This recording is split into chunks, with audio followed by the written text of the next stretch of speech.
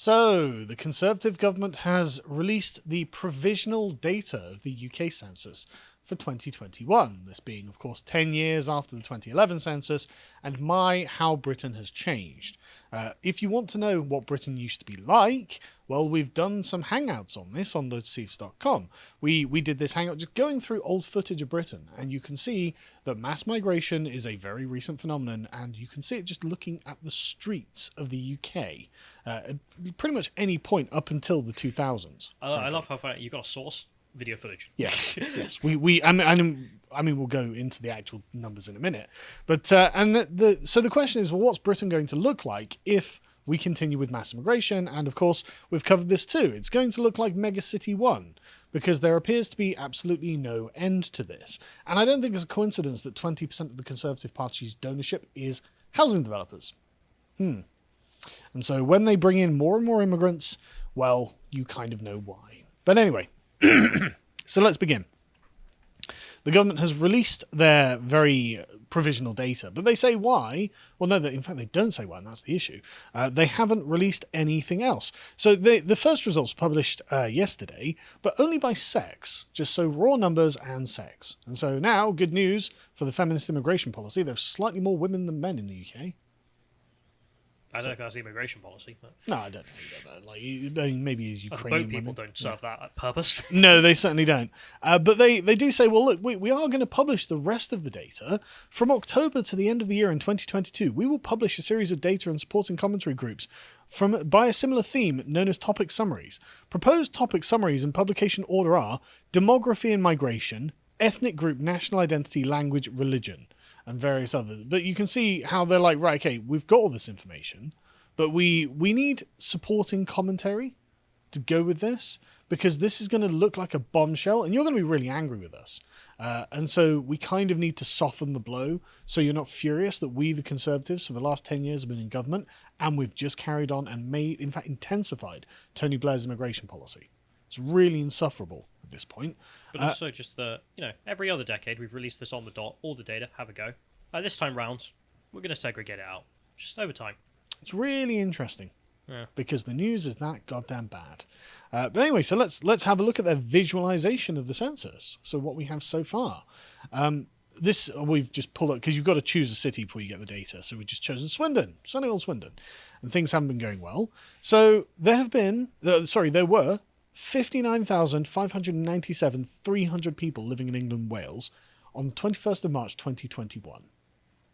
So the last census, over a year ago now, found that there were just under 60 million people, and that's who they could account for. There are at least 1 million illegal immigrants, if not more, right? But as according to what they can account for, just about 60 million people. I think we can also corroborate that, because I remember Tesco's releasing at one point that they measure how much toilet paper gets sold in the UK. Yeah. There's a reasonable measure of how many people there are, and it never lines up with the census. It's a million or so more. Yes. And so this is 3.5 million more than in 2011, the largest census population ever recorded. Is that good? Why are you saying it like, oh, look at this. This is the best we've ever done. No, this is not the best you've ever done. This is terrible. This is why you can't afford to buy a house, okay? But notice, right, so there are 60 million people. When we get the ethnic breakdown of the data, I will place money on the fact that it will be about 45 million English and Welsh people. Because for the last 50-odd years, there have been 45 million English and Welsh people in this country. This has been a really consistent number for like 50 years. We don't replace ourselves. No, well, we do, actually. We've maintained a fairly stable population. I know, I mean, the last couple of years it's... But in the last... Yeah, we'll get to that in a minute, right? And so this is actually more than the 300,000 net year expected that we had calculated, because, of course, every year we get something like 750,000 people coming in and about 400,000 people leaving. And so, it's about 300,000 people. And so if you... add that up over time, you'd expect 3 million over 10 years. No, 3.5 million. So it's actually been over what was expected. So, but hey, that's only 6.3% compared to between 2000 and 2001, 2011, when it was 11%. It's like great. So the flood has the big wave has come, and now it's just an open gate. But then how much of that? Because if the numbers were not replacing ourselves, has gotten worse and worse. I mean, a lot more of the Well, we won't know until we get the ethnicity breakdown to see how many people exactly identify as English or Welsh. But anyway, this growth, if you can scroll down, is not evenly distributed. Yeah, keep scrolling down a bit. Oh, there we go. So, sorry, no, go back up. So you can see these are the areas. There we go. Sorry, go back up again. So you've got Wales 1.4% increase. Everywhere else in England 8, 7, 7, 6, 7, until you've got the northeast and northwest. But the northeast 1.9, but even like Yorkshire and northwest still 3 and 5%. These aren't native growth rates. These are immigrant growth rates. I mean, it almost makes me wonder why we include Wales in the data, because if you wanted a more accurate reality of what it's like to live here, yes, you wouldn't. And so that's very interesting. The growth is confined almost entirely to the south and Midlands of England. Brilliant. That's great. A lot of this will incidentally be people fleeing London, which is what, the east of England's numbers are probably going to be. Lots of people getting out of London. Anyway, so the English region with the largest increased population was, of course, the east of England, which was 8.3 or 488,000 more residents. It's all right, we're a giant, untapped land of resources. It's just another 500,000 people, mate. Don't worry about it. In Swindon, in particular, since where we're from, we got hit pretty hard from all of this. Of all in the southwest, we had a growth rate of 11.6%. From 2011, which was 209,000 people, to 233,000 people. Again, why are the house prices going up so much? Well, it's because tens of thousands of new people have come here in the last 10 years. And that is higher overall than the increase for England, which was overall 6.6%. But we're only the third highest in the southwest. Tewkesbury and East Devon are higher at 15 and 13%. Imagine a 15% increase in your population. It's madness. Tower Hamlets, though, was the largest place for population growth in the UK. Well, that's babies. Possibly. I'm going to say it. It could be immigration as well. 22.1%. A fifth larger in 10 years. That's a place in London for people who don't know as well. So yes, it's a very diverse to try and place. fit more people in there as well. Yeah. But then luck. Dartford was the second at 20%. Probably not babies. But anyway, just the reason I bring all of this up is because I predicted this, and I was absolutely on the money. Back in March, I had gone through all the census data and then extrapolated from the census data what the current 2021 census data was likely to be, and I'd written, including estimates of illegal immigration, it is now conceivable that somewhere in the region of 25% of the population of England and Wales is now foreign. Wow, was I correct. In fact, I was understating it, actually, because, of course, they're not including the illegal immigrants in the census data. So, and there's at least 1 million illegal immigrants here. But there we go.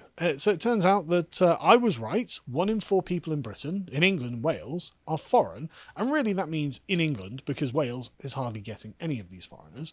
So there we go. The Conservative Party, in the last 10 years, have increased it so it's 1 in 5 people who are a foreigner in England, and now 1 in 4. And is there any stopping this? No, of course there's no stopping this. I think that, what's the definition there, just for people who don't know? Because I'm pretty sure it's foreign born, isn't it? That's what they usually use? I don't know why we wouldn't just use the self-identification of the people themselves. There's that as well. Do they self-identify as English or Welsh? That's how you know whether you're foreign in England, in my opinion. Right? It's an easy way of doing it, and it's self-identifying. Now, that's not to say they don't have a right to live in England, they don't have citizenship, but that is to say that the Conservatives are doing this on purpose. They're doing this completely on purpose. They know what they're doing. So the Conservative government last year allowed 1.16 million foreigners to come here. Why? Why? It's like, why on earth are they doing this? Like, Blair would never have dared to do this. 1 million people in a year. And these people wouldn't have been counted in the 21 census, probably. No. So, because this is, the census done in March, well, for the rest of that year, who knows? But this is the thing. And again, I'm not saying that foreign people can't live in England. What I am saying is that, well, I mean, you've got to say it, because otherwise, you think that no foreign people can live? No, of course foreign people can live here. That's fine. But there's a point what we have to accept, that the numbers are making the country different to what it was, and there's actually no reason that this level of immigration has to be sustained. But just quickly doing that, it's like 1.5% of the population in a single year. Yeah.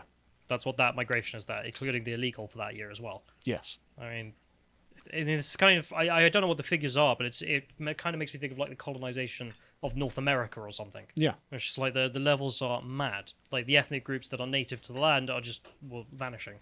Yeah, and they're being actively crowded out of their own cities, which is probably one of the reasons they're holding back the ethnic data, because we're going to look at the cities when we get this data, and we're going to find, I think that London will be about 33% English at this point. And it's like, look, this doesn't have to continue. This shouldn't continue. It's immoral to do this to people, to make them feel like aliens in their own land, because now 1 in 4 people here are foreign, are non-English. It's not right. You wouldn't do this to anyone else. It's not right to do to anyone. And so anyway, the complaint though, oh, well, we're running out of babies. Are we? Is that the complaint? Well, apparently it is. This James writes for The Spectator and The Times going, oh, Britain's running out of babies. That means trouble ahead. That means we'll need more immigration. Sorry, we're going to import baby immigrants. Is that what you're saying? That what you're saying? This is a conservative. No, the complaint is not babies, is it? The complaint is you want more people to turn up. Oh, the labour markets. Screw the labour markets. We could do nothing else. There is no way we could possibly help people have children. There is no aspect of life that could be improved to do that at all. I guess we'll just import hundreds of thousands of foreign working age men. Or just foreigners from anywhere. Like, literally, it doesn't even matter where they're coming from. You know, it's like the English are being crowded out of England. And this is just irrefutably true by the numbers. Like, we have the numbers. Anyway, so he carries on, and he's like, we need to talk about why people are having fewer children. It's like, yeah, okay. But, like, you don't want the answer. Because you've already decided that the answer is just import more immigrants. Yeah. So what does it matter if why people are having fewer or more? The answer is that people need to get married and women need to have children. Love Miles. Yeah. No more immigration. Yeah, absolutely, Miles. And a ratio on him as well. But this is the point. It's like, you know, he's going, well, there are suggested causes for the falling birth rate. The housing market might be responsible for the falling birth rate. That's not it. That's not James. No, hang on. Let's take that true for a minute as well. Because let's say that's the reason. That's the sole reason. It probably is a significant one. But, okay, people aren't able to get an affordable house and then settle down and have kids. Right. What's the problem with that? Why are we in that situation? Because we import so many goddamn people, we can't build houses fast enough to deal with that. Yep. And the house prices rocket as a result. So your solution is to import more people so that the house prices go up so that we'll have less babies. I mean, I wouldn't have any objection if it was controlled. If there was some sort of, like, if there was a cap, a limit. It's like, okay, we're going to have like 20,000 people a year, and these people will be distributed evenly around the country. Then you would have integration. None of the problems, the ethnic conflicts, the cultural collapse in cities, none of these things would actually be a problem. None of these things would be occurring. No, but it's just, even just to take this person at his word, I mean, it comes off as almost evil when you're like, oh yeah, one of the problems is the high cost of housing, so we'll make that worse, so then there'll be less babies. It's like, right, so when you noticed there were less babies being produced, that wasn't a complaint. That was, well, that's good. Let's carry on that, surely. Otherwise, you're not following your own logic. But at the end of the day, I personally put it down to middle-class antinatalists, like James. Well, no, I'm not saying he's an antinatalist, but he's very... Makes me sus. Well, Well, why would you come to this conclusion? Yeah, exactly. No reasonable person would. The one thing you need to talk about is why English women aren't having babies. Okay? That's what you need to talk about. And it has to be just understood that if our civilization is going to continue, then the women of our civilization have to give birth to succeeding generations. Like, you can say, well, that's not very feminist. I'm like, that's true. Yeah. But it's true. That's what reality is. It's exactly. not very feminist. So. And that needs to be addressed. But it can't be addressed because, of course, you know, he says here, it's right-wing or even faintly racist. Is it really? Is that, like, you listening to left-wingers when they say it's right-wing or racist suggest that maybe the British should have babies so Britain can continue? Yeah. I mean, he is saying, you know, some people say this, that's baseless, but just, I don't even... Don't address it. The fact that people even bring it up just makes me cringe, because it's just like, yeah. Why are you listening to that? Why are you even giving any credence to that existence of an opinion? Because it's ridiculous. And as you've pointed out previously, the UK fertility rate is below the replacement rate. It's at 1.753 apparently. That's including the foreigners that are here, though. The actual, you know, the English and Welsh birth rate is probably lower than that. But, yeah, well, you can look by county, and the lowest areas are the most Welsh areas of Wales. Oh, really? Actually. So there you have it. I mean, Welsh speaking as well. That's how Welsh those areas are. So we're furiously building houses for foreigners. How wonderful.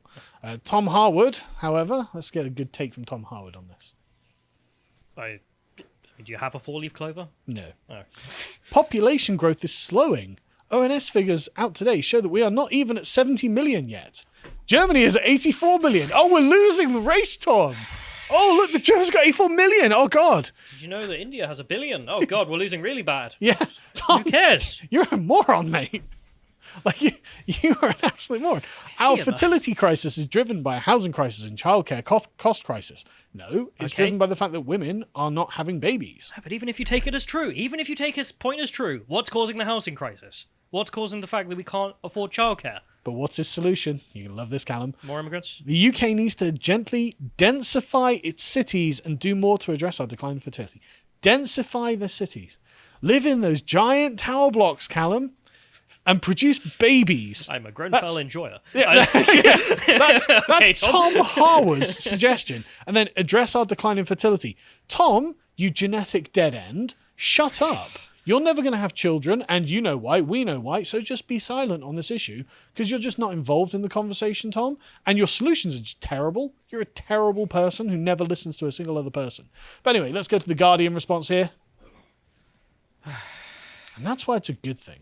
Oh, we're at that stage. At least we've progressed. We are at that stage. It's happening, now it's a good thing. Okay, one more step. It's amazing. It's amazing. Then population growth is a charged issue in the UK. But using it as a proxy concerns about migration is misleading. Lamau. Sorry, what? Are the Guardian under the delusion that all this is all babies? There are more people here than ever. This is because of mass immigration. But if you're concerned about migration, that's misleading. Bull. Absolute bull. The fact that the population of England and Wales is 59.5 million tells us very little. No, it tells us a lot. Tells us that we've been subject to mass immigration and it's significantly changing the face of this country and the economic circumstances of the people who live in this country. It is making huge pressure on the housing market that is affecting young people who would like to buy houses. British young people. Needlessly, I mean, we joke about, people needlessly telling lies when no one asked them to. I mean, no one asked the politicians to do this, except property developers. I don't know who else is getting good out of this. Yeah, Nobody else is going better off. No one else benefits from this at all. Right? But anyway, as after the previous census results were released in 2013, MPs debated in Parliament whether to use immigration controls to keep the UK population below 70 million. And presumably Tom Harwood was like, no, that'd be awful. We'll never catch up to Germany then. With one MP going, Britain is full. It's like, yeah. Stupid things. It's like, I love the idea. He's like, well, China's got 2 billion, so they must be doing better than us. Yeah, it's so ridiculous. Their GDP per capita must be much better because they got more people. I don't know. Yeah, look at the I eat crayons. I'm Tom Harwood. I just can't stand it. It's so ridiculous. It's like, look, man, we just can't sustain 1 million immigrants in a year. It just can't be done. Like, the numbers just add up. Well, it can be done, but just there's a lot of trade-offs. Oh, God. Well, I mean, yeah, it can be done for a period of time. But you can also eat crayons like Tom Harwood. But, but like, should you? Exactly. It's in no way benefiting to the British, and it's only going to benefit the foreigners until it no longer benefits them, and then they just leave. I mean, literally millions of them have remigrated out of Britain in this time. It's just that the doors are so wide open, so many more can come in than leave. But anyway... They go on just to complain and whine, blah, blah, blah, blah, blah. I'm going to skip through most of it because we're running out of time. But I love the ending of this, right? There are certainly legitimate and complex issues to be discussed about how migration and integration issues should be managed. But let's be wary of the use of proxy issues such as population growth to camouflage these conversations. It's like, what integration? I would have loved to have seen integration. It just didn't happen. It just did not happen. It's absolutely nonsense. I mean, there are government attempts, but they're pitiful, frankly. And the numbers are too great. The numbers are just too great. Do you remember when I gave my speech about feminist immigration, we went through one of the strategies the government came up with. We're going to spend millions and millions on trying to integrate people because even they recognize that, oh, God, we really messed up. Yeah. And, just wasn't going to work. I mean, like, when you get to places like Savile Town, which is the most extreme example, I believe, 90-something% of Savile Town are Muslim, Pakistani, and in which case... Well, okay, when they have kids, what are those kids integrating into? Become footy supporters, will they? They're going to be out in the local pub. There's no English culture for them to integrate into. I believe there used to be 9 pubs in Savile Town. There is now 0. Really interesting, that. But yeah, so this is the tragic results so far released from the UK Census. And again, just to stress, I'm not saying that foreigners can't live in England. I'm saying that there is a massive problem with the sheer volume of people coming. Thanks for watching that segment from the podcast of the Lotus Eaters. If you enjoyed that and want to find more, you can sign up on our website and become a member to access our premium content, like this recent video on immigration being the reason you can't get a house, which was a discussion between Callum and Connor Tomlinson. If you want to find Callum on social media, you can find him on Getter @Callum. Thank you and goodbye.